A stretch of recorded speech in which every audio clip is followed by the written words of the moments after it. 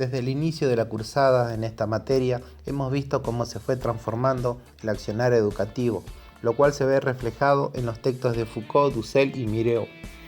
Aunque hay muchos aspectos similares y factores que hoy en día rigen en el sistema educativo. A su vez vemos que la educación es producto de una necesidad social, es un acto humano complejo y no es algo natural, debido a que debemos saber y tener en cuenta que delante nuestro tenemos a un sujeto único y específico, el cual no se debe ni se puede comparar con otro. Por lo tanto, si tomamos conciencia de ello, podemos comenzar a utilizar diferentes estrategias didácticas y pedagógicas.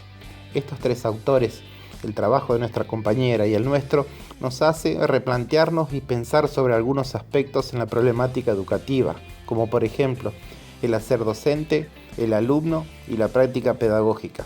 Y sobre todo si queremos un sujeto que sea fabricado como un molde, como una extensión nuestra o de la misma sociedad, un sujeto en función a las reglas sociales y culturales dentro de un contexto que se encuentre vigilado constantemente, o si buscamos a un sujeto que se construya, que se revele a lo planteado, que piense y posea autonomía, pero que ésta sea apropiándose del saber que se le otorga, reutilizándolo y aplicándolo en otra parte, y sobre todo comprendiendo que somos entidades separadas.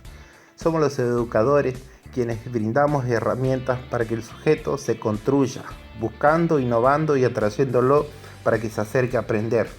Si el sujeto no posee las ganas de aprender, nuestro acto educativo fracasa, por el simple hecho de que falla el proceso de enseñanza-aprendizaje. Percibimos que las relaciones de poder se dan de manera piramidal, transversal y lateral, con el mero objetivo de adoctrinar, moldear y fabricar al otro, pretendiendo cuerpos dóciles. Por esta razón, creemos que los autores Foucault y Dussel toman como eje analizar los centros de encierro como instrumentos disciplinadores.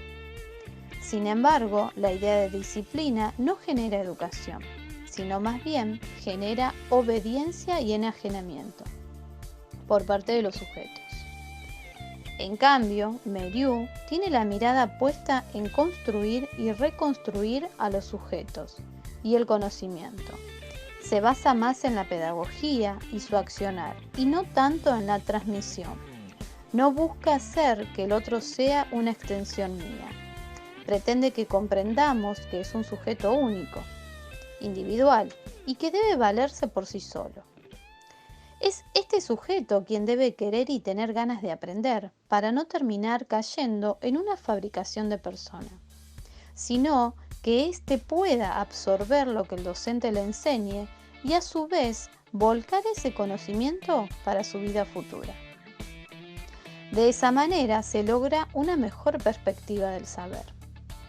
Merieux plantea que es normal encontrarnos con la resistencia del sujeto.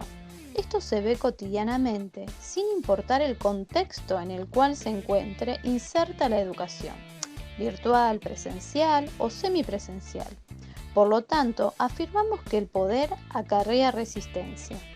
Este autor plantea que Frankenstein sería la comparación de un sujeto como fabricación, imponiéndole lo que debe o se cree que debería aprender y no permitirle que reaccione, todo lo contrario de cómo debería ser. Pero eso se irá evaluando con el transcurso del tiempo. Al analizar de forma crítica el trabajo práctico de poder, autoridad y disciplina en educación de las compañeras Alves Núñez Noelia y Mesa Norma, observamos en comparación al nuestro que ellas no entraron en el desarrollo de los factores intervinientes de la educación. Solo se enfocaron en el alumno y el docente. Pero la educación abarca muchísimos más actores y factores, como por ejemplo el poder, la didáctica, la pedagogía, el gobierno. Esto es lo que los autores trabajan, tanto Foucault como Dussel. Involucran todas las ideas y no por separado. De eso se trata el armado del trabajo práctico, de que todas las ideas terminen uniéndose y formando una explicación rica en conocimiento. En su trabajo, Ellas plantean que el contenido es mediado y otorgado a los estudiantes en la famosa transposición didáctica. Sin embargo, a diferencia nuestra, nosotros comenzamos preguntándonos ¿quiénes arman los diseños curriculares? ¿Y cuál es el objetivo de ello? Nos planteamos que desde el inicio del accionar educativo nos encontramos con el poder de control que poseen las escuelas y los gobiernos, con el objetivo de encauzar al sujeto, y es por parte de ellos que buscan recortar los contenidos que pretenden ser transmitidos u otorgados a los alumnos, por el simple hecho de fabricar moldes en los sujetos que serán insertos en la sociedad. Sin embargo, para evitar cuerpos dóciles y sujetos fabricados, el docente deberá trabajar, guiar, acompañar, brindar andamiaje y herramientas al sujeto. Deberá innovar en su tarea diaria para que los sujetos puedan apropiarse de ellos y se reconstruyan, buscando ser individuos independientes, cuestionadores y con pensamiento crítico, y de esta manera romper con la forma canónica de pensar.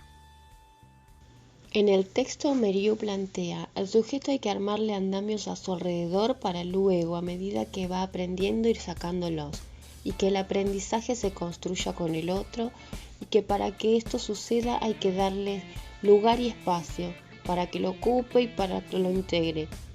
Lo normal es que el otro siempre se resista, por eso es el sujeto y solo él el que debe querer aprender. De esta manera el sujeto es independiente, pedagogía constructiva moderna. Organizar la pedagogía en torno al interés del niño y no viceversa, que es lo totalmente opuesto a Foucault y Dussel. Por otra parte, nos llamó la atención que marcan como pregunta inconclusa cuál es la relación entre práctica docente y lo propuesto por los autores. Ellas trabajan todo por separado, como encajando conceptos, sin percibir un entretejido entre los mismos. No hay una integración total. Nosotros logramos relacionar la práctica docente con lo que proponen los autores, lo bajamos y lo detallamos. Otra cosa que notamos es que antes de leer Frankenstein de Meriu, notaron que los alumnos ejercen poder sobre el docente evaluando la forma de enseñar, las actividades propuestas, etc. Esto es algo que nosotros no lo tuvimos en cuenta. Al entrar en detalle en que el poder es tanto del docente como del sujeto, es mutuo ambas posiciones de alguna manera. Ejercen poder. Igualmente es con Meriu con quien se destaca ese tema, pero es un factor muy importante en la educación y nuevamente este aspecto podemos relacionarlo con la resistencia anteriormente planteada y detallada.